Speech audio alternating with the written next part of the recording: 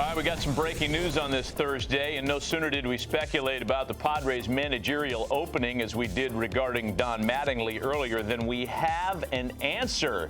And this from the Padres' official X feed. They have agreed to terms with former Padres pitcher Craig Stammen on a 3-year deal to become their new skipper. 41 years old, had multiple stints as a player in San Diego.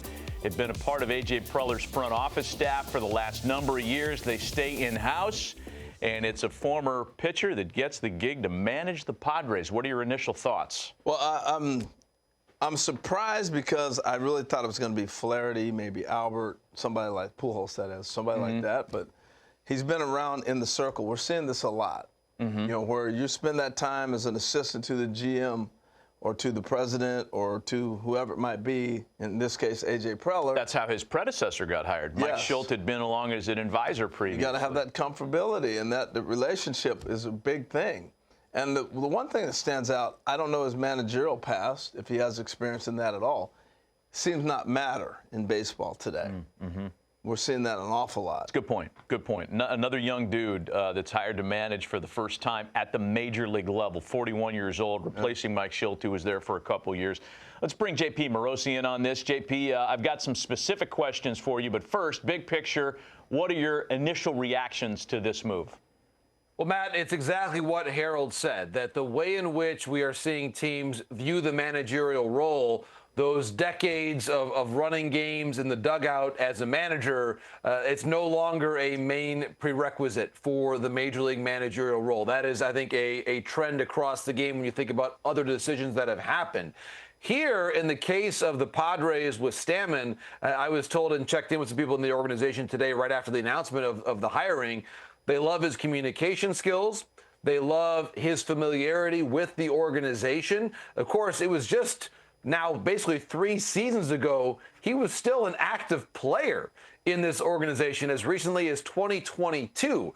And from that pocket of time that he was a Padre after he began his career with the Nationals, he was one of the most reliable and available relief pitchers in the National League. He was a consistently available guy. In fact, during those years, really the only one that was involved and appeared in more National League games was Kenley Jansen. So Craig Stammen is a very much a respected player because of that reliability that he had in the clubhouse for so many years. And I was also told, Matt, he is someone that has a very strong relationship with both Manny Machado and Fernando Tatis Jr. He was a teammate of theirs for multiple seasons. So, yes, there were some other really strong candidates, Pujols, Flaherty, and others, but certainly Stammen is someone that has a lot of credentials and respect in that clubhouse, and that is one of the reasons why, at a very young age, he is the new manager of the San Diego Padres. So these managerial vacancies, and there were a lot of them exiting the 2025 season, are all sapped up with the exception of the Rockies. And before we speculate on that, I want to ask about the others that were involved in this process. You mentioned Ryan Flaherty. Mentioned Albert Pujols. Those were names that were kicked around. Who else was out there that was potentially in the mix for this gig? Well, one name that I know was considered is Ruben Niebla, their outstanding pitching coach. And I think it's probably going to be one of the key questions for Craig Stammen. It's, again, still rare in the industry that you see a former pitcher hired as a manager. It's not the most traditional of paths. And so now the question is, how would Craig Stammen, as a former major league pitcher, now manager, work with his pitching coach? And certainly I'm sure the Padres hoping to retain Ruben Niebla. He's so important. I think he's one of the best in the entire industry, and he was considered for this job as a potential manager. But again, we'll see if he ends up staying there as the pitching coach. Ryan Flaherty, I believe strongly, as is the case with Pujols, both of them will be major league managers at some point in the future. And I think that we have seen Flaherty considered certainly highly regarded now as a coach with two organizations now, of course, with the Cubs. So I think that Flaherty's time is coming. Again, not now with the Padres. I'll be curious to see, too, once things get resolved with the Rockies, do some of these names potentially get considered there in Colorado, too? I would say with Albert, again, the Padres were unique because he had some strong relationships there with people in the organization. conversation. And, of course, the Angels he was thought of and really considered there strongly, too. I would not expect Albert to manage the Rockies. But, again, in this time, we're seeing a lot of newer candidates who do not have major league managerial credentials elsewhere getting hired into some big-time jobs. That certainly was the case with Craig Stammen in San Diego. Yep, some good perspective. JP, thanks for weighing in on it. Craig Stammen in San Diego, and I guess Harold for the Rockies gig, like, got to get a GM in place first, one would imagine, before the manager is hired. How about this?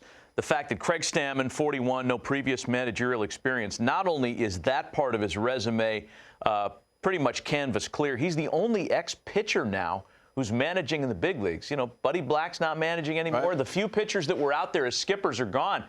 It's a first-timer who's the only pitcher in the managerial ranks. Well, it's a little bit surprising to me. I would think in this analytic-driven time that we're in, not saying the Padres are necessarily as much analytically driven as so many other clubs, but what do pitchers do? From the minute they sign a contract, they keep data, they keep statistics. I do believe the big rush with why analytics took off was because you had so many pitchers who got it on TV the most. The guys that used to be pitchers were the ones sharing the most data and most information. Who's it affect the best? Give me all the information I got as a pitcher. As a hitter, you can't tell me 80% of the time he's going to throw this pitch, and that's going to do me a benefit. But if I'm a hitter, if I'm a pitcher, and you can tell me if you put it there 80% of the time, they'll never hit it, what a benefit. So I think analytics really took off because of pitchers. So I'm a little shocked that you don't have more pitchers sitting in the manager's seat. Right, just one now. And I don't know if you remember this, and I could be misremembering this, but I want to say we had Craig Stammen on this show in around 2012, 13, 14, after he had done a visit to Afghanistan. Because he supports the military community. You remember that way better than I do. Now, he's got friends and family, I want to say, who are active military members, and he went on a baseball tour. And we had him on the program having just come back from there. The kind of hire that kind of came out of the sky for some of us, right? We were thinking it was going to be someone else. Internally, A.J. Preller and his staff do a pretty good job keeping things in-house. And I don't think anybody saw this coming today necessarily. Well, I think the biggest thing here, too, is the manager's the messenger for the organization. He is the face of the organization. And this is A.J. Preller driven. This is all about, you got to have a relationship with him. And he's got to feel comfortable. That's what he felt like with Schilt, and that's what he's feeling like here. He's around this guy. That's why the guys that are outside his privy were hard to get this job. They operate differently, man. Let's think about some of the previous hires there under AJ. Andy Green. Yeah. Jace Tingler. Right. Both of whom are on major league staffs elsewhere now. They're great baseball guys, but they weren't the first people you thought of at the time. But they were around AJ. Yes. And they were in AJ's circle. Yeah.